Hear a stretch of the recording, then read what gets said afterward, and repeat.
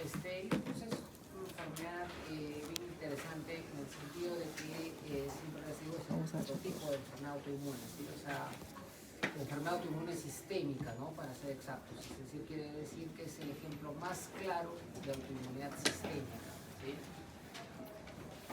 Respecto a algunos datos epidemiológicos, ¿no? Es interesante que ustedes sepan que es una enfermedad más común en el sexo femenino, ¿no? Dependiendo de la literatura que puedan leer, más o menos es más frecuente en el sexo femenino en una relación de 9 a 1, de 10 a 1, ¿no? O sea, bastante más frecuente, ¿no? Lo cual no quiere decir que no exista lupus en el sexo masculino, por si acaso también hay, y de hecho algunas series lo consideran más agresivo que el sexo masculino. Respecto a el tema de la edad, es más frecuente hacia los años de la vida reproductiva, ¿no? Entre la segunda y la tercera década de la vida. Sin embargo, otra vez lo mismo, ¿sí? O sea, puede haber también, de hecho, en casos de lupus pediátrico, también es agresivo, de hecho, sea de paso, ¿sí? Entonces, en realidad, claro, la edad solamente es una variable de pico de frecuencia, ¿no? La edad no nos permite escribir el diagnóstico. Esa relación que comentábamos de 9 a 1, de 10 a 1, es más marcada justamente en los años reproductivos, ¿no? Ya en los grupos de inicio tardío y en la adultez, o digamos, en la tercera edad, ya esa relación ya se pierde, ¿no?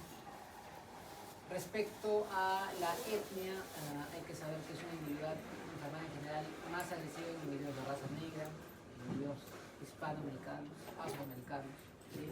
Respecto a los caucásicos suelen tener una evolución, digamos, más benevolente.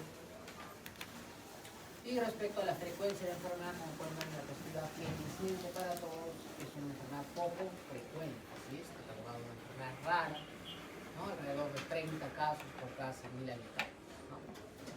Bien, bueno. ¿Qué se sabe respecto a las causas de la enfermedad?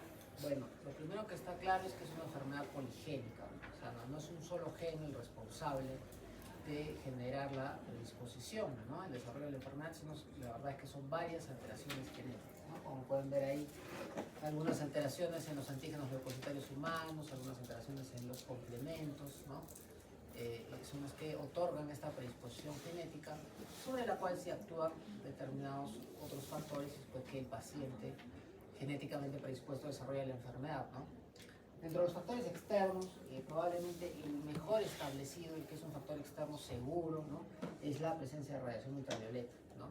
No solamente a desencadenar la enfermedad en una persona genéticamente predispuesta, sino también a generarle brotes a la persona que ya tiene el diagnóstico, ¿no? No se olviden, pues, de que el lupus es una enfermedad por definición crónica, ¿no? Sino que lo que sucede es que dentro de ese fondo crónico el paciente suele tener periodos de actividad, periodos de remisión, ¿no? A esos periodos de actividad o flares se les conoce como brotes, ¿no? Respecto a algunos otros factores externos, como pueden ver ahí en la diapositiva, algunos agentes infecciosos como Epstein-Barr, citomegalovirus, todavía son, digamos, en teorías de mimetismo molecular, pero la verdad nada, todo muy claro respecto a los agentes infecciosos. Respecto al tema hormonal, definitivamente, ¿no? Tiene que haber un rol, ¿no? Si no, no veríamos esa, digamos, diferencia tan notoria, ¿no? Esa predominancia en el sexo femenino. De hecho, hay un rol hormonal. Son varias cosas las que explican eso, pero bueno, para simplificar un poco, los estrógenos siempre funcionan, son inmunoestimuladores, ¿no? A diferencia de la testosterona, que tiende a ser más inhibitoria del sistema inmunológico.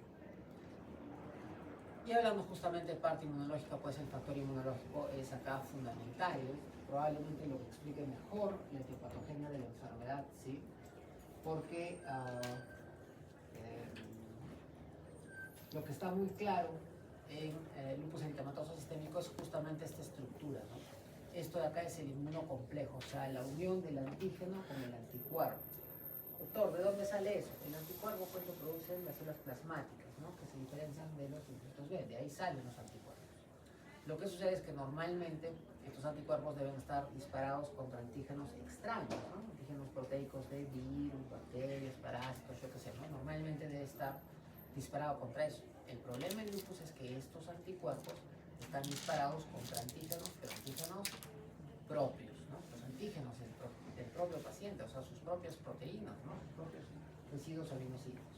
Pero bueno, Lo concreto es que esta estructura, unión de autoanticuerpo más autoantígeno, porque es auto, porque es el propio hospedero, forman esta estructura que se denomina inmunocomplejo.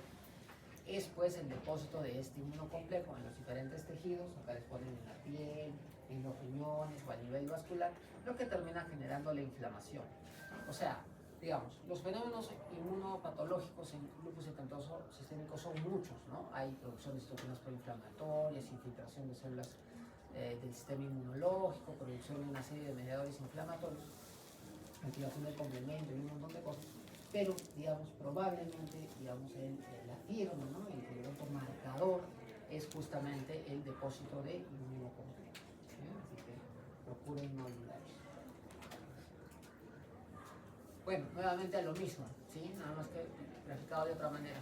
Esto es lo mismo, ¿sí? Tienes un anticuerpo que está dirigido contra ¿qué? Contra antígenos, estructuras propias. Esto se llama inmunocomplejo, ¿sí? ¿Cuál podría ser la proteína? Por ejemplo, podría ser la proteína, por ejemplo, una proteína de la membrana basal glomerular, ¿sí? Y de ahí generarse nefritis. Porque, o sea, no es que el inmunocomplejo se quede ahí tranquilito, ¿no? Se deposita el inmunocomplejo y genera el proceso inflamatorio. Entonces, la pregunta es, ¿por qué sucede esto? ¿Qué pasa en el paciente con lupus? ¿Por qué sucede esto? ¿No? Si habíamos dicho hace un momento, normalmente los anticuerpos producidos por los linfocitos B deben estar dirigidos contra antígenos, proteínas extrañas. ¿Qué es lo que sucede en el paciente con lupus para que esto no suceda o ocurra de manera aberrante? Bueno, lo que sucede es que ustedes saben que normalmente los linfocitos, acá para el ejemplo, los linfocitos B no aparecen así de un momento a otro, ¿no? Se generan en la médula ósea a partir del precursor linfoide, ¿no? El precursor común linfoide, y pasa después el linfocito B por una serie de estadios hasta que adquiere su forma madura, ¿no? Con un anticuerpo en su superficie, una inmunoglobulina que normalmente no debe reconocer a las proteínas extrañas. Bueno, en el lupus algo pasa en estos mecanismos de control, en estos mecanismos de checkpoint de control, que hacen que los linfocitos B autorreactivos, que normalmente deben morir por apoptosis, los autorreactivos, bueno, en el lupus pasa algo que eso no sucede, ¿no? Entonces, ¿cuál es la consecuencia? Tienes linfocitos B autorreactivos, ¿sí? Entonces, podríamos concluir, por lo tanto, que en el lupus, entre varias otras cosas, hay, por ejemplo, un defecto en la apoptosis, sí, claro que sí, por lo que acabamos de explicar, ¿sí? Bueno. Fíjense, respecto al cuadro clínico, lupus eritematoso sistémico es una enfermedad que realmente, virtualmente, puede afectar cualquier órgano o sistema, ¿sí? Por lo que comentábamos hace un inicio, ¿no? O sea, los inmunocomplejos pueden depositarse en los vasos sanguíneos, ¿sí? Y hasta donde yo me acuerdo, pues tenemos vasos sanguíneos en todo el organismo, ¿no? Entonces, virtualmente puede afectar cualquier órgano o sistema. Sin embargo, imagínense si lo estudiáramos así, o si estudiáramos así esta enfermedad, pues no acabaríamos ni mañana, ¿no es cierto? O sea, pasar una paseada por todo el organismo estaría bien complicado. Entonces es más inteligente estudiarse las manifestaciones más frecuentes, más habituales, por las cuales la enfermedad tiene mayor predilección, ¿sí? Y eso es un poco lo que ven resumido en esta tabla y en este cuadro, que ya lo leerán con calma, pero que podemos ir dando algunas cosas, ¿no? Generando algunos conceptos. Por ejemplo, fíjense en esta tabla tan interesante que les muestra o les divide las manifestaciones clínicas más frecuentes respecto a si el paciente las presenta al inicio, o sea, cuando debuta la enfermedad, pero habrá otro grupo de manifestaciones que las va a presentar ya a lo largo del tiempo, cuando ya tiene la enfermedad, digamos, algunos meses, algunos años. O sea, ¿qué es lo que te está diciendo esta tabla? Que el paciente no se va a presentar con todo el cuadro clínico exactamente en el momento que tú lo evalúes. Puede haber presentado manifestaciones clínicas previas que de repente no fueron motivo de consulta o no les prestó mayor atención, y también es posible que a las manifestaciones clínicas que tú le encontraste cuando le hiciste el diagnóstico, progresivamente con el paso del tiempo, con los años, se sumen otras más, ¿sí? Porque por definición estamos frente a una enfermedad crónica progresiva, ¿sí? Entonces, entender ahí un poquito los adjetivos de la definición para que quede claro, ¿sí? Entonces, miren, solo por poner el ejemplo, estamos en reumatología, vamos a la parte articular, artritis o artritis. En un inicio de la enfermedad, sí, es frecuente, fíjense, más de la mitad de los pacientes. Sin embargo, si esta corte de pacientes que los agarramos al inicio del diagnóstico y los seguimos en el tiempo, fíjense, con gran seguridad, con el paso de los años, prácticamente todos van a tener compromiso articular. Va a ser raro el que no lo presente. ¿sí? Entonces, eso es importante tener en cuenta. Entonces, si queremos ir viendo algunos de los sistemas más comúnmente comprometidos, bueno, hay que empezar por los famosos síntomas B, ¿no? Las manifestaciones generales. Pérdida de peso, astenia, fatiga, malestar general, ¿sí? Bueno, estas manifestaciones, como pueden ver en la diapositiva, son muy frecuentes, las tienen prácticamente todos los pacientes. Pero al ser tan poco específicas, o sea, esto mismo me lo puede dar infecciones, neoplasias, ¿no? Cualquier cosa, pues no me ayuda mucho, ¿no? Entonces, no perdamos mucho tiempo en ellas. Musculoesquelético definitivamente es algo en lo que nos tenemos que detener, no se olviden que estamos en reumatología. Y entonces acá la palabrita clave es artralgia, ¿sí? Lo más característico del lupus eritematoso sistémico, sobre todo al debut, es la presencia únicamente de dolor articular que tiene la característica de ser un poco migratorio. Ahora, hay que decirlo, no es exclusivo del lupus, ¿no? Muchas patologías pueden dar artralgias migratorias, pero bueno, en el caso del lupus es así. Generalmente únicamente dolor articular, o sea, no hay signos objetivos de inflamación al examen físico y va migrando, ¿no? O sea, que si al paciente, no sé, un mes le duelen los pies, al siguiente mes le duelen los codos, al siguiente mes le duelen los hombros, o sea, va cambiando de articulación, ¿sí? Y tiene la característica de ser una artralgia o ser una artritis usualmente o por definición no erosiva, o sea, generalmente no genera deformidad articular, ¿no? A lo que es transversalmente opuesto a, por ejemplo, la artritis reumatoide, que por definición es una forma erosiva, que genera mucha deformidad articular, ¿no?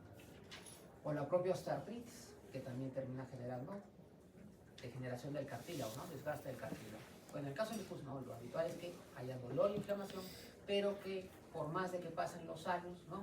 El paciente no tenga esa tendencia a deformar sus articulaciones.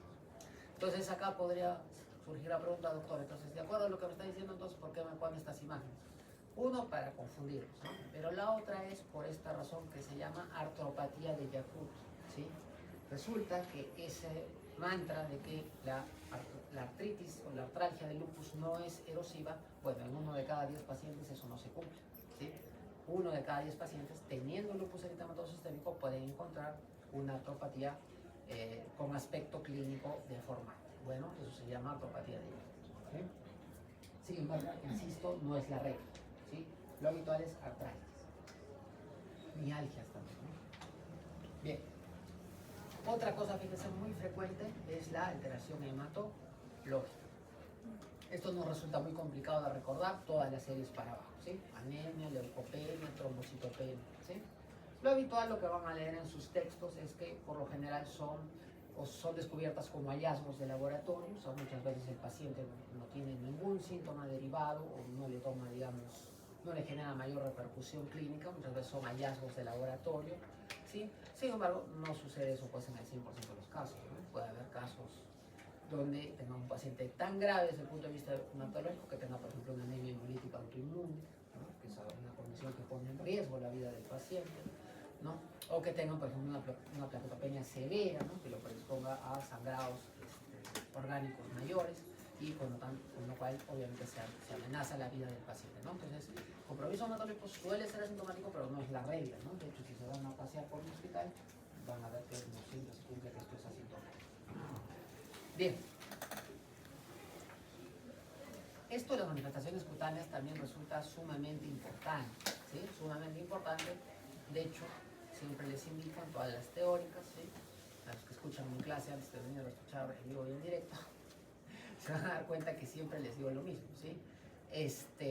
El diagnóstico de lupus muchas veces ni siquiera empieza en el reumatólogo, muchas veces empieza en el dermatólogo. ¿Por qué? Porque fíjense, es tremendamente frecuente, 80% de los pacientes, ¿sí? Y si bien es cierto, la manifestación bandera, la manifestación más clásica de la enfermedad es el famoso eritema en alas de mariposa, ¿sí? Siempre también aclararles que está lejos de ser la única manifestación cutánea del lupus. El lupus puede dar gran cantidad de lesiones a nivel de la piel, ¿sí? Tanto así que, fíjense, inclusive las clasifican en agudas, subagudas y crónicas, porque hay diferentes tipos de lesiones cutáneas puede ocasionar la enfermedad, ¿sí? Pero bueno, regresando a nuestro famoso eritema malarno, lo más frecuentemente preguntado en los exámenes, también dicho sea de paso, ¿no? ¿Qué característica tiene esta erupción malar? En primer lugar, que es fotosensible, ¿no? O sea, sale en áreas de exposición solar, o sea, la cara, ¿no? Y la otra característica es que respeta el surco nasogeniano, ¿no? Lo que la diferencia claramente de, por ejemplo, una rosácea, ¿no? La rosácea no respeta. Muy bien.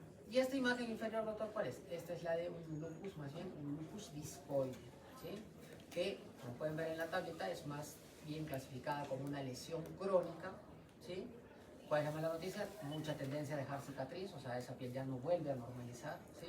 Pero la asociación con enfermedad sistémica es baja. ¿Qué quiere decir? Que son ese tipo de lupus que están limitados a la piel, ¿no? No hay compromiso de riñón, no suele haber, mejor dicho, compromiso de otros órganos. En cambio, el eritema malar está catalogado como una lesión aguda, donde el riesgo de asociación a enfermedad sistémica, o sea, que la enfermedad no esté confinada en la piel, sino que haya alteraciones en otros órganos y sistemas, fíjense, es alto, ¿no? Entonces, de ahí la importancia de, o sea, no es un tema de complicarnos las cosas, la clasificación entre agudas, subagudas y crónicas, sino que te dan un pronóstico de saber si la enfermedad de este paciente va a estar limitada a la piel o si va a tener una asociación sistémica, ¿no? Bien.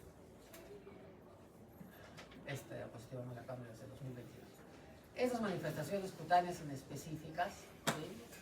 Se refiere a esto, lo que está tipiado, no lo que está copiado y pegado, ¿sí? Esto más bien son criterios de clasificación, ¿no? Esta parte no está bien, ¿sí? Se refiere a este listado, ¿sí? Que como el propio nombre sugiere, son pues inespecíficas, me ayudan, es importante preguntarle a un paciente que tenga sospecha de lupus. Sin embargo, digamos, no tienen algo así parecido a lo que comentábamos a los síntomas B, ¿no? O sea, no son específicos de la enfermedad, ¿no? O sea, que un paciente tenga esto no define que tenga lupus, pero bueno, no está de más recordarlo, ¿no? O sea, fotosensibilidad, doctores, ¿no? No es exclusivo del lupus eritematoso sistémico, ¿no? La presencia, por ejemplo, de úlceras orales. ¿Por qué se las remarco en rojo? Porque úlceras orales, pues, te pueden dar un montón de cosas, ¿no? Lactosis oral, el Sjögren, ¿no? Forma inflamatoria intestinal, un montón de cosas, ¿no? O sea, no son exclusivas estas manifestaciones del lupus eritematoso sistémico, ¿no? Pero bueno, para tenerlas en cuenta. La alopecia de lupus, por ejemplo, es bien interesante porque es una alopecia cicatrizal, ¿no? Típicamente cicatrizal. Eso es lo que la puede diferenciar de algunos otros tipos de lupus. Bien, esto de la parte neurológica, fíjense, es un porcentaje también bastante alto de los pacientes, 50-60%. Sin embargo, lo habitual es que sean manifestaciones más o menos benignas. ¿A qué me refiero con benignas? Cefaleas crónicas, ¿no? No, tipo migrañosas, ¿no? O la famosa neblina lúpica, ¿no? No sé si hayan escuchado el término de neblina lúpica, pero se refiere a un paciente pues, que tiene un poco esa tendencia a olvidarse de las cosas, estar un poco distraído, ¿sí? Manifestaciones que incluso pasan en población general, ¿no? O sea, pero bueno, se supone que el paciente con lupus puede ser un poquito más marcado, ¿no? Un poquito más manifiesto. Ya. Pero básicamente eso es lo que infla el porcentaje. Ver compromisos neurológicos graves, serios, como les pongo en este bonito copia y pega, ¿sí? Y es malo. O sea, encontrar un problema, una mielitis transversa, o sea, imagínense un problema inflamatorio en la médula espinal, con lo cual el paciente puede quedar hasta parapléjico, ¿no? O una neuritis óptica, con lo cual el paciente puede quedar hasta ciego. Realmente es muy poco probable, pero bueno, no está de más, ¿no? No está de más tener en cuenta que, digamos, algunos pacientes que tienen formas muy severas de la enfermedad, pueden encontrar ese tipo de manifestaciones, ¿sí? Pero el porcentaje inflado es usualmente por manifestaciones más leves. Bien, desde el punto de vista cardiopulmonar, básicamente todas las serosas que se les ocurre, el peritoneo, la pleura, el pericardio, todas pueden virtualmente inflamarse, ¿sí? Fíjense, de hecho, a nivel cardíaco, las tres capas del corazón se pueden inflamar, pericardio, miocardio, endocardio. Sin embargo, también acá lo válido es aprenderse el tema de frecuencia, ¿sí? En el caso pulmonar, lo más común es la pleuresía, o sea, básicamente dolor tipo pleurítico, con o sin derrame pleural, o sea, no siempre va a haber derrame pleural. Y en el caso de la afectación cardíaca, el pericardio es lo que con mayor frecuencia tiende a inflamarse, ¿no? Rara vez llega a taponamiento cardíaco, pero no es imposible, ¿no? De hecho, creo que por acá estaban los MIPS con los que vimos un paciente, ¿no? Con taponamiento cardíaco. Entonces, y vuelvo a repetir, hay cosas que para el grueso, para la mayor parte de los pacientes, son muy raros, no las van a presentar, pero ya en pacientes, digamos, graves o que llevan un tercer nivel de atención, sí, pues, sí se pueden ver. Bien. Bien, acá sí hay que detenerse, doctor, en el tema renal, ¿sí? ¿Por qué? Porque esta manifestación es la que determina el pronóstico del paciente con lupus. No de todos, pero digamos de la mayoría de los pacientes con lupus, ¿sí? Porque hasta ahora lo que habíamos comentado, si se daban cuenta, salvo algunas alteraciones neurológicas que podían ser graves, pero hasta ahora lo que habíamos comentado, lo visto, la mayoría son cosas, digamos, en la piel, la piel por si acaso se regenera, ¿no? Las lesiones cutáneas algunas no suelen dejar cicatriz, las hematológicas son asintomáticas, las neurológicas pueden un poco de olvidos, un poco de dolor de cabeza, nada muy aparatoso, nada que amenace como tal directamente la vida, ¿sí? Pero ese razonamiento, doctores, acá en renal ya cambia, ¿sí? Porque el lupus lo que le puede hacer al riñón, en palabras fáciles, malograrlo definitivamente. O sea, llevar al paciente a requerir terapia de reemplazo, renal, hemodiálisis, peritoneal, trasplante renal, lo que sea, pero, o sea, comerse vivo su riñón, ¿sí? ¿Eso puede hacerlo el lupus? Sí, puede hacerlo, ¿sí? Y fíjense que no es tan raro. Más o menos la literatura reporta entre el 30 y el 50% de los pacientes. O sea, es una manifestación que es preocupante porque además de ser grave, cumple con el criterio de que es frecuente. Cosa que no pasaba en los pacientes neurológicos, ¿no? Los neurológicos pueden ser muy graves, el paciente está con lupus, puede hasta convulsionar por lupus, se llama neurolupus, pero es poco habitual, ¿sí? En cambio, el compromiso renal no es raro, es del 30 a 50% de los pacientes, por eso es que es un compromiso en el que vale la pena detenerse. ¿Qué significa esta tablita? Esta tablita donde hay 6 clases de nefritis lúpica, ¿sí? Yo podría decir si mi paciente tiene nefritis lúpica grado 1, grado 2 al ojo, no. Necesito una biopsia renal, ¿sí? Y para eso también hay criterios, dicho sea de paso, no se trata de biopsiar a todos los pacientes con lupus, no, para hay criterios. Pero bueno, supongan que ya le hicieron la biopsia renal a nuestro paciente porque tenía indicación, ya el resultado de esa biopsia te va a arrojar cuál de estos 6 estadios tiene. Es importante, sí es importante, doctores, porque esto dirige el tratamiento, ¿sí? La siguiente pregunta podría ser, doctor, ¿y por qué existen esos 6? O sea, ¿qué hacen? ¿Cuál es la diferencia? ¿Por qué existen esos 6 tipos de lupus? Que depende de qué manera, ¿no? O en qué lugar se depositaron los inmunocomplejos que comentábamos al inicio de la clase, ¿sí? Si los inmunocomplejos se depositan a nivel del mesanquio, o sea, en el soporte del riñón, no realmente en el tejido noble, entonces, por lógica, pues va a ser una inflamación que no va a tener tanta traducción clínica, ¿no? A diferencia si se deposita, por ejemplo, en el endotelio.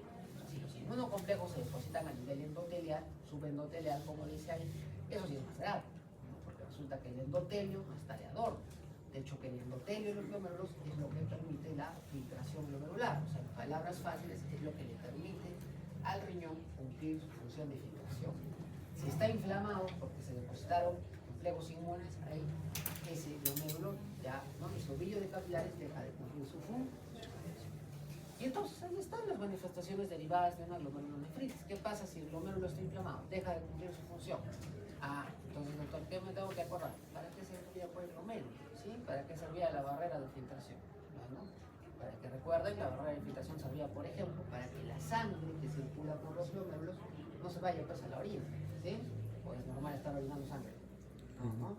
Pero si eso está inflamado, ya no cumple su función. Entonces los glóbulos rojos empiezan a escapar, ¿no? A la vía urinaria, consecuencia que tiene un paciente, hematuria. Sin embargo, es raro que el paciente vaya al baño y vea su orina como lavado de carne. Eso es raro, en lupus, ¿no? Es raro. Lo más habitual es que sea una microhematuria, o sea, detectable por un examen de orina, ¿no? No lo ve el paciente macroscópicamente. ¿Qué más? SNP, ¿qué significa, doctor? Se refiere a síndrome nefrótico, ¿sí? Porque ¿para qué también servía la barrera de filtración glomerular? Para que tus proteínas plasmáticas no se vayan a la orina, ¿sí? De hecho, estamos todos de acuerdo en que es anormal orinar proteínas. Hasta cierta cantidad, ¿no? Hasta 150 miligramos en 24 horas, ¿no? Entre 150 hay una zona ahí media gris, una zona en la que se puede observar, ¿sí? Pero, por ejemplo, una de las indicaciones más claras en el paciente con lupus y en varias enfermedades renales, sea de paso, pero sobre todo en el paciente con lupus, una proteinuria por encima de 500 miligramos, o sea, más de medio gramo en 24 horas, es indicativa de biopsia renal, ¿no? Es indicativa de biopsia renal. Bien. Muy bien, entonces así, si tú lo agarras todavía en microhematuria, en síndrome nefrótico, tiene mucha chance el paciente, ¿sí? Puede tener un estadio ya grave, como pueden ver, un 3 o 4. pero todavía, o sea, digamos, la enfermedad está limitada a biomero. Porque si ya empieza a aparecer, fíjense lo que dice allá, insuficiencia renal, hipertensión arterial, ya está tarde. O sea, ese glómerulo está tan inflamado, o hay tantos glómerulos inflamados, porque ustedes saben que el riñón es muy noble, ¿no? O sea, no se necesita 2 riñones para vivir, que yo me acuerdo en las clases de nefrología, ¿no? Uno puede hacer la función de los dos, ¿sí? Ya, entonces, en el caso del lupus se van inflamando los glomérulos progresivamente, pero digamos, tiene que comprometerse un buen número para que el riñón deje de funcionar, o sea, para que el paciente entre en insuficiencia renal. Entonces, olvídense. Si tú agarras al paciente con glomerulonefritis lúpica, ya la insuficiencia renal está un poco caro, ¿no? Si tiene unos valores no muy altos de insuficiencia renal, podría revertir la insuficiencia renal con el tratamiento, pero si ya tiene una insuficiencia renal de larga data, ¿no? Necesita para este caso. Entonces, lo interesante es agarrar al paciente en glomerulonefritis antes de que llegue a la insuficiencia renal, peor a que desarrolle una hipertensión arterial secundaria a la insuficiencia renal, ¿sí? Bien. ¿Qué más? ¿Qué más les podría preguntar en un examen sobre nefritis lúpica? ¿Cuál es el estadio más frecuentemente biopsiado? El 4. ¿Sí? El 4, lamentablemente. ¿Por qué les digo lamentablemente? Porque es uno de los de peor pronóstico. De hecho, es el segundo de peor pronóstico. El único que le gana es el 6. Doctor, ¿y dónde está la imagen del 6? Se olvidó. No, no es que me olvide, sino que ya es la forma cicatrizal del riñón. O sea, que dice esclerosante avanzado. Ahí ya no tienes glomérulos, tienes un cica, ya no hay nada que hacer por ese paciente. Ya tiene que ir a terapia de reemplazo. Bueno, por lo menos desde el punto de vista de la reumatología, ¿no? Ya tiene que ir a terapia de reemplazo renal. Entonces, por eso que en la 6, como mencionamos, mayor cosa. ¿En qué se diferencian la 3 y la 4? Porque la 4 es difusa y la 3 es focal por el porcentaje de los glomérulos comprometidos. Si están comprometidos menos del 50% de los glomérulos, es tipo 3. Si es más del 50%, es el tipo 4. Lo cierto es que ambas son formas proliferativas, entonces también son formas bastante serias. ¿Por qué? Porque los inmunocomplejos están depositados en el subendotelio. ¿Sí? Ya está, entonces ya vimos la 3, la 4, la 6. Vamos a las que nos hemos olvidado. 1 y 2. El mesanquio ya lo dijimos, al ser un tejido de sostén el mesanquio, ¿no? Entonces no hay demasiada repercusión clínica, por eso es que clínicamente el paciente suele estar con una función renal normal, un poquito de proteinuria, nada del otro mundo, ¿sí? Difícilmente este paciente va a llegar a falla renal o algo así, ¿no? Y la tipo 5, fíjense autores, esta no es tan benigna, ¿sí? No llega a ser tan grave como las formas proliferativas, pero digamos es la que viene detrás. Entonces, eso que ya les enseña, que no están ordenadas necesariamente en orden de gravedad. De hecho, la 4 es más grave que la 5, ¿sí? ¿Por qué la 5 es un estadio intermedio? Ya, porque no está en el mesangio, pero tampoco está en el subendotelio, está en el epi. Entonces, ¿qué creen que es lo que más se afecta? Justamente la función de retener las proteínas. Por eso en la membranosa es más clásica la proteinuria, o sea, el síndrome nefrótico. La hematuria, si bien es cierto, lo he puesto ahí, puede existir, pero es menos, ¿no? Cuando hay hematuria, sedimento urinario activo, lo más probable es que estén frente a las formas proliferativas. Sin embargo, no se olviden que esta parte clínica es solo una aproximación a este cuadro inferior. Lo que tiene más valor es la biopsia. ¿Sí? O sea, ¿qué me estoy refiriendo? Mientras que viene el resultado de la biopsia, están esperando el resultado de la biopsia, están en la punta del cerro, no pueden hacer biopsia renal, ¿sí? Los datos clínico-laboratoriales los pueden orientar más o menos a qué tipo, qué estadio de nefritis lúpica puede tener su paciente. Sin embargo, lo que se va a llevar la última palabra es la biopsia, ¿sí? No solamente para gradar, ¿no? Estadificar qué tipo de nefritis lúpica tiene el paciente, sino también para muchas veces corroborar su tratamiento. Hay pacientes que van a ver son dudosos desde el punto de vista clínico de los anticuerpos, que los vamos a revisar en un momento, por ahí que de repente el diagnóstico te queda un poco dudoso, no hay certeza diagnóstica. O sea, es una manera de llegar a un diagnóstico definitivo de lupus, es con biopsia renal, es un cambio. Bien, bien. Estos son los criterios de clasificación, ¿sí? Los más actuales, los ACR EULAR de 2019, donde no hay que hacerse mucho tema, básicamente es lo que hemos repasado, ¿no? Los dominios clínicos, pero colocados en una tabla en las cuales se les hace un puntaje justamente en función a la especificidad o al valor clínico que tienen, ¿sí? Entonces, esto más que aprendérselos de memoria, lo que yo les sugiero es razonarlo, ¿sí? ¿Por qué creen que un lupus cutáneo agudo, o sea, entre paréntesis, el eritema malar, siempre y cuando lo confundan con una rosácea, ¿no?, tenga mayor puntaje que, por ejemplo, las úlceras orales? ¿qué vamos a decir, no? O sea, causas de eritema malar hay muchas, ¿no? Un verdadero eritema malar, realmente está haciendo un eritema malar, el lupus tiene pues, mucho valor. Lo que pasa es que a veces inclusive es un poco, digamos, dudoso, ¿no? Hay gente que constitutivamente tiene las medidas rojas y eso no es ningún eritema malar, ¿sí? Entonces, a veces inclusive tiene que llegar hasta biopsia, ¿no? Para corroborar que es un eritema malar, ¿no? Entonces hay que tener cuidado. Muy bien. Acá, por ejemplo, en el dominio hematológico, ¿por qué creen que no aparezca anemia secas? No aparece la leucopenia, la trombocitopenia y la hemólisis autoinmune, pero no aparece la anemia. No, mismo, porque, o sea, la anemia, pues, comienza todos la anemia, ¿sí? Entonces, ese es el tema, ¿sí? O sea, se ha tratado, ¿no? Los autores que han hecho esta clasificación, que dicho sea de paso, tiene fines de investigación más que de diagnóstico, pero bueno, para confundirlos un poquito, sí se pueden aplicar al diagnóstico, así les digan lo contrario, pero sí se pueden aplicar al diagnóstico, ¿sí? Ha sido ese tema, ¿no? El esfuerzo de tratar de ponerlo más específico, darle más peso a las cosas más específicas, más características de la enfermedad, ¿sí? Muy bien.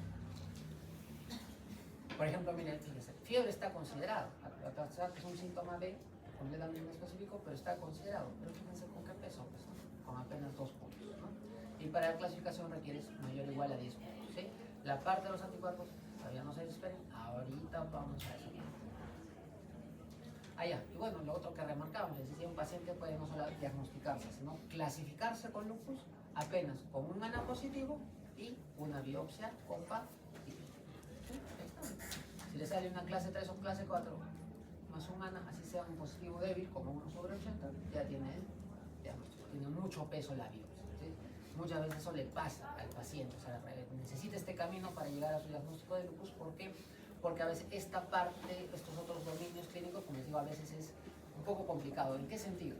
En que tú, para poder agregar a la clasificación alguno de estos criterios, ya, no vas a tener el 100% de seguridad que sea por lupus, pero tienes que haber hecho un plan de trabajo, ¿no? Sesudo, consciente, para decir que esto que estás considerando como criterio sea producido por un probable lupus y no por otra cosa. O sea, imagínense, si es un paciente en el que están sospechando de lupus, pero tiene antecedentes de enfermedad inflamatoria intestinal, ya, sus úlceras orales no las puedes contar pues, para la clasificación, porque tiene otra patología ya definida, diagnosticada, que explica mejor ese síntoma, ese signo en este caso, ¿no? La úlcera oral. Entonces, por favor, doctores, diagnosticar lupus no es agarrar esta tablita, dice las historias clínicas y marcar check, no funciona, ¿sí? Tienes que hacer ese razonamiento, como les digo, de decir si esto realmente es por un lupus o hay otra patología que explique mejor este problema que ustedes están considerando, ¿sí? Entonces, de hecho, el diagnóstico de lupus es un desafío diagnóstico, inclusive para el reumatólogo, ¿no? No es algo sencillo, ¿ya? Bien, pues. La manifestación gastrointestinal que nos sería mucho más bajo, 30%, problemas de dispepsia, dolor abdominal, que llegue a esto, quizá vasculitis intestinal es muy raro, pero interesante. Pero también en cuenta, sobre todo los que van a ir a cirugía, ¿no? Causas de vasculitis intestinales, infartos intestinales, hay muchas, pero bueno, dentro de esas muchas está lupus eritematoso sistémico, esplenomegalia, puede haber adenopatías también, síndrome de secreción inadecuada de hormona antidiurética, hipotiroidismo subclínico, también. Bien, y esta es un poco la parte de la clase que su sílabus ofrece como práctica, así que me voy a parar. Por favor, si no se entiende, avisen, pregunten, ¿ya? No se queden con la duda. Bien. Entonces decíamos, el criterio de entrada para el lupus, para la clasificación del lupus, es el ANA. ¿Qué significa ANA? Son los anticuerpos antinucleares. ¿Qué son los anticuerpos? Es un examen de sangre. Para resumirlo, es un examen de sangre que se hace por técnica de inmunofluorescencia, ¿sí? ¿Qué es lo que pasa? ¿Por qué funciona como criterio de entrada? Porque fíjense que tiene una sensibilidad muy buena, 98-99%. ¿Qué quiere decir? Que si yo convoco acá a una corte de 100 pacientes con lupus y a los 100 les usamos ANAs, 98-99 les va a salir el ANA positivo. ¿A qué título, doctor? Depende, eso ya es muy variable. Lo usual para el lupus eritematoso sistémico es que sean títulos altos, 320, 640, ¿no? Pero eso es lo usual, ¿no? Les puedo decir yo lo que veo frecuentemente en mi práctica clínica. Títulos altos del ANA cuando es positivo, o sea, porque es un ANA positivo de lupus, ¿sí? Sin embargo, claro, el censo estricto no podría ser tan bajo como 1 sobre 8. ¿No? O sea, puede haber un lupus con 1 sobre 80, sí, lo dice la teoría. ¿Sí? Entonces, es un muy buen examen el año. Vamos adelantando también que es un examen bastante económico. Para, como se dice, lanzar la red y agarrar a los pescaditos. ¿Sí? ¿Por qué? Tu red de 100 pescaditos va a agarrar 91. ¿Sí?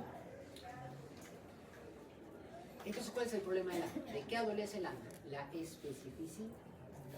Eso en palabras fáciles, ¿qué quiere decir, doctor? Que el ANA es positivo en lupus, sí, pero es positivo en varias otras enfermedades más. Por ejemplo, artritis reumatoide, espondiloartritis, síndrome de Sjögren, esclerosis sistémica, ¿sí? Y más allá de enfermedades reumáticas, también enfermedades no reumáticas. El ANA puede ser positivo en pacientes con hepatopatías crónicas, sífilis, tuberculosis, claro, 4 ¿sí? Entonces, ese es el problema del ANA. ANA no es sinónimo, ANA positivo no es sinónimo de lupus porque está positivo en muchas enfermedades. ¿Sí? Bien. Entonces, ¿cómo quitamos eso? ¿Cómo supero esta barrera de la falta de especificidad del ANA? Yéndome justamente a los anticuerpos específicos. ¿Sí? Los anticuerpos específicos en conjunto acostumbramos a denominarles en reumatología el famoso ENAS. Ya no ANAS, sino ENAS. ¿Sí? ¿Qué significa ENAS? Antígenos nucleares extraídos. ¿Sí?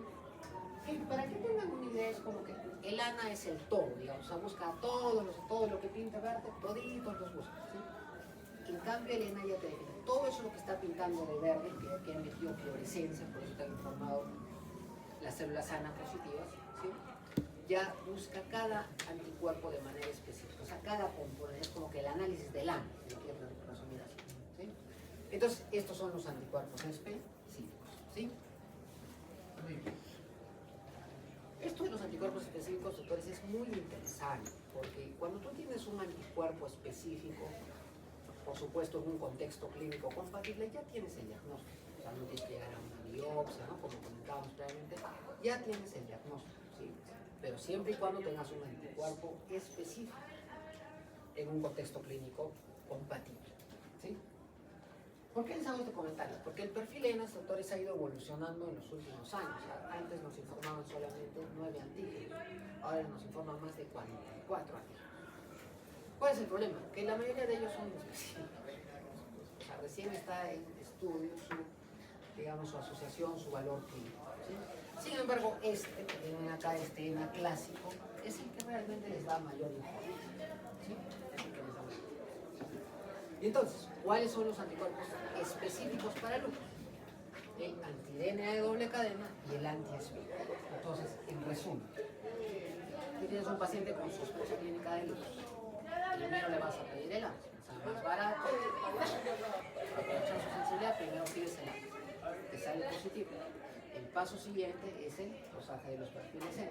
Si en el perfil N te sale anti-DNA o anti-SMID, se acabó el negocio. Eso es diagnóstico de lupus. No tienes que llegar a biopsia, por lo menos para fines diagnósticos no tienes que hacer más. Ya tienes el diagnóstico con clínica y serología. ¿Cuál es el problema y por qué la medicina no puede ser tan fácil? Primero, estos anticuerpos son altamente específicos, o sea, si tú los ves a sus lupus, se acabó el asunto. El problema es su sensibilidad. O sea, de lo que tenían fuerte la estos anticuerpos específicos, fíjense, anti-DNA, bueno, aceptable, 60%, ¿sí? Ya, por lo menos más de la mitad de los pacientes. Pero el anti-SMID, que es clásicamente descrito como el más específico para el lupus, fíjense, 30%. ¿Qué quiere decir? Si esos mismos 100 pacientes que teníamos en Colima y a los 198 les salió el ANA, si a los 100 les dosamos anti-SMID, solo a 30 les dosamos. ¿Qué quiere decir, doctores? Que estos anticuerpos tienen valor, estos dos anticuerpos tienen valor cuando te salen positivos. Pero si te salen negativos, no descarta el diagnóstico de su sistema, porque no tienen ninguna parte, dice ahí, que tengan 100% de sensibilidad. Sus sensibilidades son. ¿Se entiende? Por favor, no es un trabalengua. ¿Sí? ¿Está claro? O no tengan vergüenza, o sea, no he entendido, lo volvemos a explicar. O sea, en caso, recurro a los siguientes métodos de la La primera parte está clara. Si te salen negativos, no se excluye el diagnóstico, porque el anti-DNA apenas está en el 60% aproximadamente y el anti-Smith en la tercera parte. ¿Sí? ¿Cómo diagnosticas? Tú imagínate que sigues con la sospecha clínica de que tu paciente tiene lupus. Encima te ha salido el ano positivo, ¿sí? Pero para tu mala suerte, los anticuerpos específicos te han salido negativos. ¿Cómo diagnostico a su paciente? Salida 1. Te vas a los anticuerpos inespecíficos. Por ejemplo, el anticuerpo anti-RO. ¿Sí? Los anticuerpos anti-RO los van a escuchar más habitualmente en síndrome de Sjögren, son más característicos, más específicos del síndrome de Sjögren, pero lo cierto es que no son específicos, porque resulta que no solo te pueden aparecer en Sjögren, como dice acá, también te pueden aparecer en lupus. Entonces, esa es una salida. De repente tu paciente no es positivo a estos anticuerpos, pero te sale RO, y tú ves que su clínica pues, no es de Sjögren solamente, o sea, no solo tiene ojo seco, boca seca, tiene nefritis, hematura, proteinúria, todo lo que te Sjögren, ¿sí? Son unos intentos tengo por clínica. Una salida es que te agarres del anticuerpo inespecífico. ¿Y cuál es la otra? Tiene clínica, tiene uno positivo, pero es RO, anti-DNA, anti-Smith negativo. Biopsia o el tiempo. Esperar más tiempo a la enfermedad que evolucione, que sea más característico. Ese es el tema. Por eso les digo, estos anticuerpos tienen mucho valor, son muy preguntados en los exámenes, ¿no? La pregunta clásica es ¿cuál es el anticuerpo más específico de lupus? Anti-DNA, anti-Smith. Pero, digamos, a la realidad, a la práctica clínica, su valor está cuando te salen positivos. Cuando te salen negativos, ¿ya? Bien, pues, estos ya los van a revisar con más calma. El centrómero lo van a revisar en esclerosis sistémica, ¿no? Síndrome de Cres. El RO y el A ya lo dijimos en Sjögren, en RNP, en enfermedades mixtas del tejido conectivo, ya, pero básicamente estos son los anticuerpos específicos. Están listados acá. Me olvidaba de la antistona. El antistona también, fíjense, el antistona, si bien cierto, es más característico del lupus inducido por drogas. Vamos a ver de qué se trata esa entidad, pero también puede aparecer en el lupus eritematoso, ¿no? Entonces es un anticuerpo inespecífico, igual que el RO, son inespecíficos. Los únicos dos específicos son anti-DNA y anti-SOP. ¿Qué más? Ya, imagínense que ya más bien acá ya cambió un poco la figura. Ya tenemos a nuestro paciente diagnosticado. Y como estamos hablando de una enfermedad crónica, pues un paciente con lupus, como cualquier cristiano, igual se puede enfermar, ¿no es cierto? Le pueden dar neumonías, infecciones, ¿sí? Es igual, ¿sí? Entonces, el problema del paciente con lupus de que le den una infección es que nos hace entrar en la duda de que si estamos frente a una infección o si estamos frente a un rebrote de eso, ¿sí? Por lógica, doctor, si están teniendo un paciente que está debutando en lupus eritematoso sistémico, ¿sí? Pónganse que recién le han hecho el diagnóstico hace un mes, ¿sí? Y les ingresa a la emergencia por fiebre. ¿Ustedes pensarían más que esa fiebre es por lupus o es por infección? Por lupus, porque es un paciente de reciente diagnóstico. No estoy diciendo que sea en el 100% de los casos, ¿no? Pero es lo más probable. En caso de un paciente de 20 años de lupus, ¿sí? Es normal, ¿no? Hay pacientes con 30, 40, 50 años con enfermedad, ¿sí? Y se viene con fiebre, no. Ahí es más probable que sea por una infección. ¿Por qué? Por el mismo tratamiento. O sea, un paciente que recién está empezando su tratamiento de lupus, de repente todavía va a demorar en controlar la enfermedad, o recién apareció en otro compromiso orgánico, yo qué sé, no, recién está tomando los inmunosupresores. Entonces, es más probable la actividad. En cambio, un paciente que ya conoce su enfermedad hace 20 años, que toma religiosamente su medicación, el rebrote es menos probable. Más bien, si te cruzan los efectos adversos, por ejemplo, de los inmunosupresores, que son los infectos. Es un paciente de larga data, 20, 30, 40 años de lupus, que les ingresa por emergencia, con fiebre, piensen más en una infección que en la actividad de lupus. ¿Ya? ¿Qué más? Sin embargo, a veces va a pasar que la clínica se queda corta, ¿no? De repente el paciente vino con fiebre, entonces el lupus puede dar fiebre, la infección también. El paciente además de fiebre les viene por ahí con disnea, dificultad respiratoria. Entonces, sí puede ser una infección, puede ser una neumonía, un derrame, pero también puede ser un derrame pleural por lupus. Entonces, hay ocasiones en que el cuadro clínico se va a quedar, inclusive algunos datos laboratoriales se van a quedar un poco cortos, o sea, no te ayudan a distinguir claramente si es infección o si es actividad, ¿no? Entonces, acá algunos parámetros laboratoriales nos pueden ayudar un poquito, como por ejemplo la determinación de la PCR, ¿sí? La proteína C reactiva. La proteína C reactiva acostumbra a elevarse más, en mayor nivel, en el paciente infectado que en el paciente con un brote autoinmune. ¿Sí? O sea, si ves una PCR muy elevada, orienta más a esa infección. ¿Qué otra cosa más te puede servir? Los anti-DNAs, por ejemplo. ¿Sí? Entonces el anti-DNA, fíjense, tiene mucho valor. No solamente te sirve para un anticuerpo específico, o sea, para diagnosticar, confirmar un diagnóstico de lupus, sino también para ver si ese lupus está activo, ¿no? Ya, como les digo, esto no te va a servir mucho en el paciente que está debutando el diagnóstico, sino en el paciente que tiene más tiempo la enfermedad, tienes dudas si la enfermedad en este momento está activa o no está activa.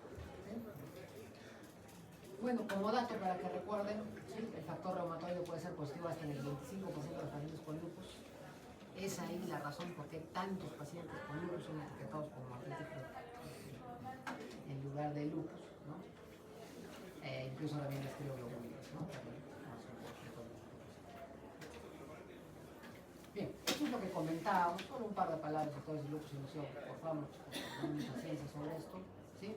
Miren, para empezar es una entidad completamente distinta, porque clínicamente, o sea, no se parece, ¿sí? El lupus inducido por fármacos usualmente es una enfermedad limitada a la piel, o sea, que te simula síntomas de lupus, como por ejemplo un eritema malar, como están viendo ahí, pero digamos que, o sea, está ahí, no va a haber una afectación sistémica, renal, no va a haber nada de eso, ¿sí?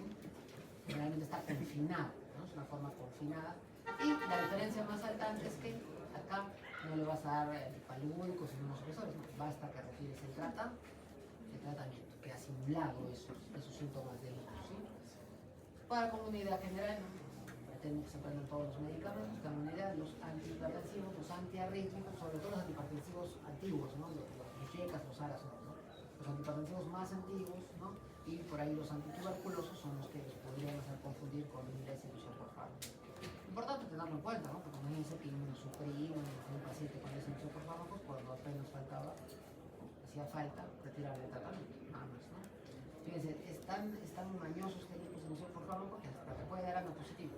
Pero ¿dónde se le cae el teatrito? En los anticuerpos SP. Un lupus inducido por fármacos jamás te va a dar anticuerpos SP. Sí, igual. En general, doctores, lupus es una enfermedad considerada una gran simuladora, ¿no es cierto? Por los que han visto Dr. House, ¿no? Muchas enfermedades se le pueden parecer, ¿no? Sí, la tuberculosis, la noche diferencial de Bingham, que está catalogada como una de las grandes simuladoras. Pero ¿dónde se acaba la simulación? Con los anticuerpos específicos. Cuando hay anticuerpos específicos, ya no hay mucha filosofía, ya está el diagnóstico, ¿sí? Ya está el diagnóstico, pero ¿cuál es el tema? Que los anticuerpos específicos no están en el 100% de los casos. Por eso es que el diagnóstico es, ¿no? Un poquito complicado. Bien, lupus embarazo es interesante, por lo menos decir un par de palabras sobre esto. ¿Por qué? Porque es probable. Hemos hablado de que el lupus se presenta en mujeres, en edad reproductiva, entonces esta hermosa asociación de lupus y embarazo pues es bastante probable, ¿no? Bastante. Entonces, ¿qué hacer? Si es una paciente que ya tiene el antecedente de lupus y que, digamos, es la paciente ideal, ¿no? Que te comunica su deseo gestacional, ¿no? ¿Qué es lo que habría que recomendarle? Que se embarace, o sea, no tiene contraindicado embarazarse en absoluto. Es cierto que va a haber un poco más de riesgos, ¿no? Maternos, fetales, pero en alguna parte donde está escrito que el lupus sea una contraindicación para embarazarse, ya depende del paciente, ¿no? Se le da la consejería y la paciente toma la decisión. Pero lo que voy es que no es una contraindicación absoluta, ¿no es cierto? O sea, se puede embarazar perfectamente una paciente con lupus, ¿no? De hecho, ni siquiera tiene la fertilidad reducida, se puede embarazar como cualquier otro cristiano, ¿no? Entonces, pero claro, si vamos a temas de consejería, se le debe recomendar que su enfermedad esté controlada por unos 3 a 6 meses antes de planear embarazarse. O sea, empezar a practicar. ¿Sí? ¿Qué más? ¿Qué otra cosa? ¿Por qué? ¿Por qué esta recomendación? Porque el arsenal terapéutico para tratar lupus en el embarazo está mucho más limitado. ¿Sí? O sea, hay un montón de medicamentos que no se pueden utilizar. Por ponerles unos ejemplos, metotrexate no se usa en el embarazo. Micofenolato tampoco, ciclofosfamida tampoco, azatioprina es buen beneficio. ¿Sí? Entonces, hay muchos medicamentos que no se van a utilizar, ni siquiera los pocos años. Los años se pueden utilizar en el embarazo, sí, pero riesgo-beneficio, porque puede generar cierre prematuro de lupus arterioso, ¿no? O sea, una serie de cosas. Entonces hay que tener cuidado. Ya, eso también, doctor, quiere decir que no tenemos nada para lograr el embarazo, para ese paciente que nunca hizo cambios, se embarazó con su lupus tenatorio, bueno, sí hay para tratar, pero va a ser más complicado. Un medicamento, por ejemplo, que se puede usar perfectamente para el embarazo son los corticoides, justamente, los corticosteroides, ¿sí? Pero, de todas maneras, tampoco que sean medicamentos A, ¿no? O sea, son riesgo beneficio, ¿sí? Muy bien.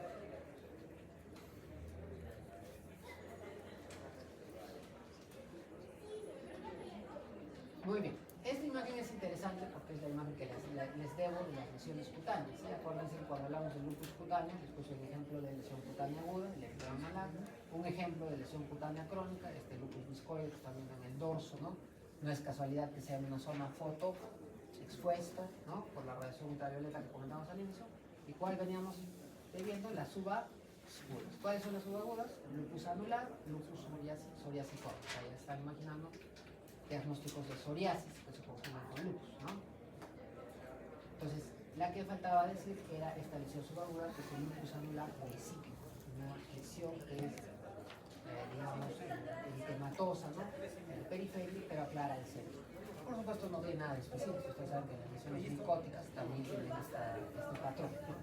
Ya, pero, o sea, estas mismas lesiones que pueden pasar en el adulto, ¿no? Sino que acá es el ejemplo de lupus neonatal. Bien, el lupus neonatal básicamente, doctores, es para torturar la memoria, porque esto realmente es una cosa muy rara, muy rara. O sea, hacen falta muchas condiciones. Primero, tener una gestante con lupus. Digamos que tener lupus es bastante comprobable, ¿cierto? Es más raro que salir. Dos, que se embarace con su lupus activo. Debería ser raro, ¿no? Porque hemos hecho en la consejería, decirle que no se embaraza con el lupus activo. Segunda cosa rara que hacemos. Tercera cosa rara, que la paciente sea portadora de anticuerpos anti. Eso es muy frecuente, no demasiado. Nuestro que es más característico, los anti-DNA, los anti, eso es. Por eso, tan mala suerte que tiene RO y la, o sea, el sistémico tiene RO y la. Ya. Tercera condición. Y cuarta condición todavía, que esos anticuerpos pasen la barrera placenta. Bueno, si toda esa catástrofe se reúne, ¿qué es lo que tienes de regalo? Anticuerpos atacando las proteínas del bebé, ¿sí? Del neonato. Cosa que sorprende, no te va a sorprender, pues si los neonatos tienen el 50% de proteínas, ¿sí?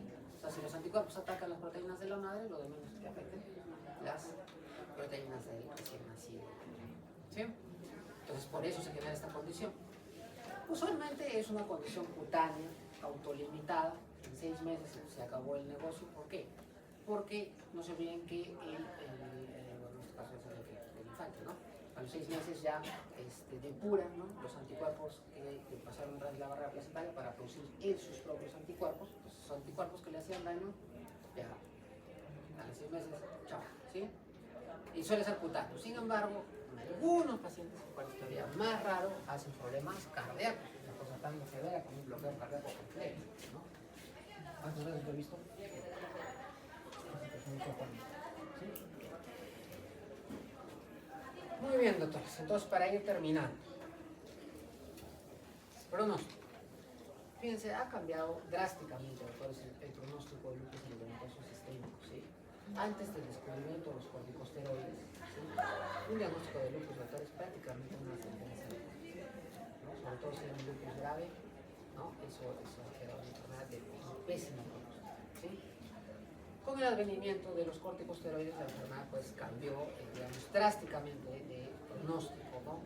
De hecho, la primera vez que utilizaron corticosteroides fue en un lupus grave, en una niña, que pasados unos meses igual falleció, pero, digamos, o sea, el tema es que en general en los lupus leves, moderados, va a tener muy buena respuesta, ¿sí?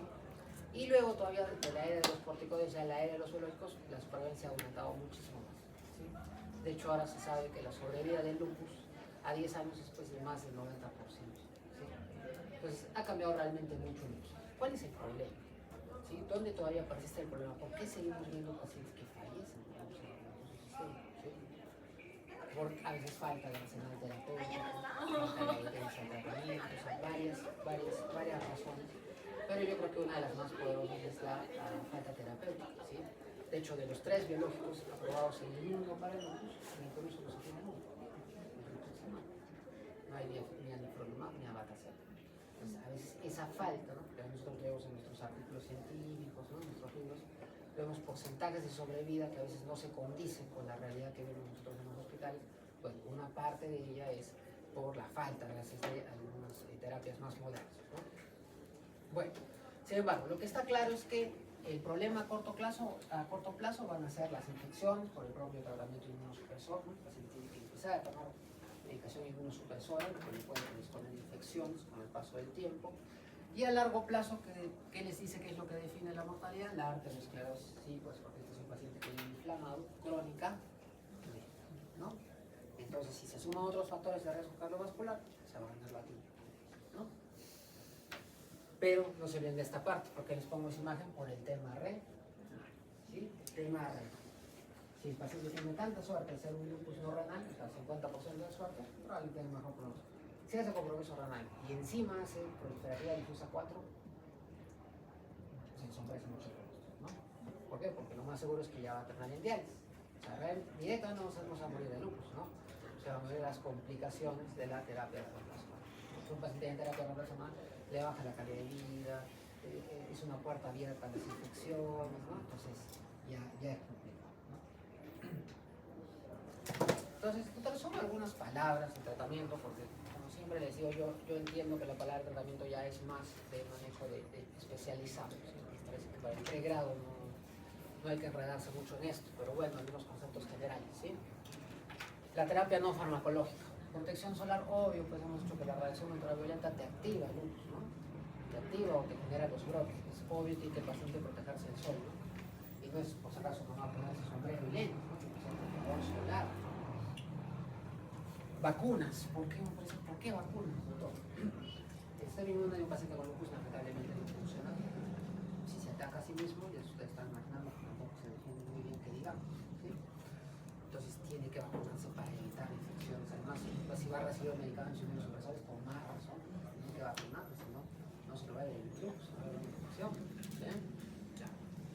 Todos estos agrupados. ¿Por qué? Ejercicio, no fumar, control de peso, presión sanguínea, buen perfil metabólico, por lo que habíamos dicho, ¿no? El tema a largo plazo del lupus es el riesgo cardiovascular, ¿no?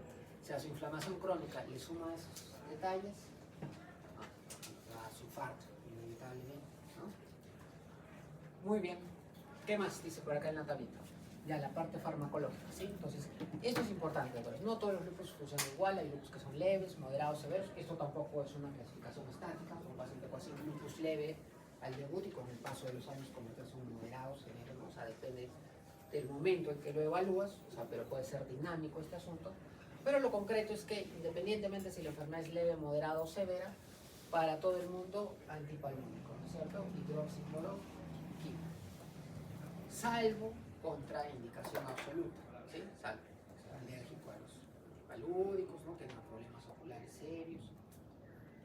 Pero si no hay nada de eso, hidroxicloroquina es el medicamento que ha demostrado controlar la enfermedad, reducir los brotes, mejorar la inflamación endotelial, o sea, todo cosas buenas, ¿sí? Todo cosas buenas con hidroxicloroquina. Por eso es que se le indica a todos los pacientes, fíjense, con un nivel de evidencia grado A, ¿no? O sea, funciona. Luego, que va acompañado también de verde, los famosos glucocorticoides, es lo que decíamos, ¿sí? No fue tan aparatoso el cambio, o sea, cuando se descubrieron los corticoides, porque siempre les digo a los grupos que rotan conmigo, corticoides, por si acaso, fue motivo de premio Nobel, ¿no? El estudio de las hormonas adrenales, ¿no? Fue un motivo de premio Nobel. Y de hecho, cuando se aplicaron los corticoides, se le aplicaron primero artritis reumatoide, pues fue una cosa espectacular. Gente que estaba postrada, ahí levántatela, ¿no? Para el lupus no fue tan dramática las cosas, como les digo, solamente se logró alargar la sobrevida, ¿no? No fue tan espectacular como artritis reumatoide, pero de todas maneras hubo un valor importante, ¿no? Con los glucocorticoides, que ustedes ya se están imaginando, que si es un cuadro leve, los utilizaré por vía oral o intramuscular, pero si estoy frente a un brote severo, ¿no? Inclusive puedo llegar a la vía endovenosa, a los famosos pulsos de metilprednisol, ¿sí? ¿A todos los pacientes con lupus los va a pulsar? No, pues no. Solo cuando tiene riesgo de vida, una neumónica autoinmune, una plaquetopenia severa, un neurolupus, ¿sí? O sea, cosas que ponen en riesgo la vida del paciente, o una hemorragia anular difusa, ¿sí? O cuando está en peligro que se dañe un órgano ya de manera irreversible. por ejemplo, una neuritis óptica. Si una neuritis óptica no la pulsa, pues es que ciego. Entonces ya, así no se vaya a morir de la neuritis óptica, lo tienes que pulsar porque va a quedar con daño permanente. ¿Sí? Una neuritis transversa también es indicativa de pulsoterapia de urgencia. ¿Ya? Entonces, más o menos funciona así el razonamiento. O sea, el tratamiento es en función al compromiso orgánico, por eso les digo que es una cosa muy extensa, por eso es que es muy complicado resolverlo en una clase tan corta, ¿no? ¿Qué más? Los que aparecen acá en la parte inferior ya son los inmunosupresores. En una bibliografía los pueden encontrar como los famosos ahorradores del glucocorticoides, porque justamente hacen eso. Como yo sé que el glucocorticoide, correcto, me funciona bien, a nivel de evidencia, pero como yo sé que el glucocorticoide no lo puedo utilizar largos periodos de tiempo, a dosis altas, por los efectos adversos, entonces tengo que buscar otras medicinas que hagan cosas parecidas al glucocorticoides en favor de la enfermedad, ¿no? De defenderme de la enfermedad, pero sin los efectos adversos del glucocorticoide, ¿no? Entonces, esos son los famosos ahorradores de corticoides, que también se emplean en función a la gravedad. ¿Qué es un lupus leve? Por ponerles un ejemplo, un lupus leve es un lupus cutáneo articular. Eso es un lupus leve. ¿Sí? Solo afectación en la piel, en las articulaciones. Entonces voy con inmunosupresores, bajitos, metotrexato, por ahí azatioprina. ¿Sí? Sin embargo, olvídense, si estamos hablando de salvar un riñón, algo con lo cual el paciente puede ir a diálisis, no, pues ya tendría que utilizar micofenolato mofetilo, ciclofosfamida, ¿sí? Y los demás que están ahí son los biológicos que mencionamos, como es el Benilumab, no hay en el Perú, Rituximab sí, terminados inclusive en el hospital. Y el que nos está faltando acá es el Alfron. Tampoco es el mismo. Entonces, la pregunta final sería, ¿cómo yo puedo saber, doctor, si mi paciente está con un lupus leve, moderado, severo? Así como hay criterios de clasificación, también hay herramientas para evaluar la actividad. En el caso del lupus se llama SLEDAR, que tiene un enlace muy interesante para que puedan revisar eso. Pero bueno, el concepto es el siguiente, ¿sí? O sea, es el mismo razonamiento que para los criterios de clasificación. Tú no puedes poner al criterio de severidad un ítem, ¿no? Un parámetro, si es que no estás con bastante sospecha que eso sea realmente por lupus y no por otra. ¿Sí? Pero bueno, es por lógica, pues, ¿no? Un leve será un paciente con algo de compromiso articular, síntomas constitucionales, por ahí algo de compromiso cutáneo. En cambio, ¿quién te va a hacer un severo? Lo que decíamos hace un momento, ¿no? Una hemorragia alveolar difusa, una trombocitopenia que le amenace la vida, ¿no? Menos de 20.000 plaquetas, ¿sí? De hecho, se pasa, me estábamos asustando ayer con una paciente, ¿no? Con sus 18.000 plaquetas.